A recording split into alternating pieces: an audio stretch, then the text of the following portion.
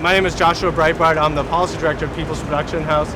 I'm really excited to be here on the roof of our building in New York City on a bright August day to talk about how great the city is and how much better it would be if the FCC would give us unlicensed access to the white spaces. People's Production House teaches radio production and media literacy to kids in public schools and to low-wage workers and immigrants around this city, in Washington, D.C., in areas of the Gulf Coast. And we really find that people are really excited to be able to make their own media, but it's really critical that they have access to means of distribution. A lot of the people we work with are often either not represented in the media or misrepresented, and frequently told that their voices don't count. They have to deal with either an education system that doesn't want to listen to their input or a political system that doesn't want to hear from them. And by giving people the power to make media and access the media, they can really change that dynamic. People's Production House works with a lot of immigrants, and one really common experience is people using prepaid international calling cards.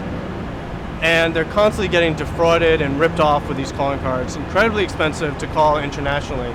It's something that if you have access to the internet and a laptop, you can use Skype or another, net to phone or something, that allows you to get online and make these calls for much cheaper than you can if you have to go and get a prepaid calling card. Right now, sharing internet access through Wi-Fi in an urban environment is incredibly challenging. You have, tall buildings, you have thick walls, occasionally you have trees, you have lots of other signals. And sharing internet access through Wi-Fi is really challenging in that dense environment. Having another band of spectrum, having the white spaces in that band would be spectrum that could go through walls, that could cover larger distances, and it really facilitates people sharing internet access in an urban environment. It's important to keep in mind that people access the internet over their cell phones, not just with Blackberries or iPhones, but really with the most common devices. With your average Motorola Razr, with your Samsung devices, more and more people are accessing the internet online.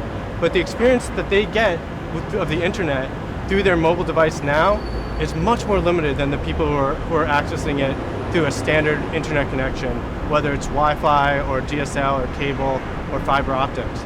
It's much slower, it's much more restricted. The companies control the content that you see, control the applications that you put on your devices, and it really creates a two-tiered world of internet. And that tiers really divide along race and class lines, and we really have to end that divide. People who are low income or people of color are more likely to have cell phone devices than have a laptop, more likely to spend money on cell phone service than on internet service. And that really creates a division of the quality of internet access that people are getting. And if we had unlicensed access to the spectrum in between TV channels, we would really be able to end that divide.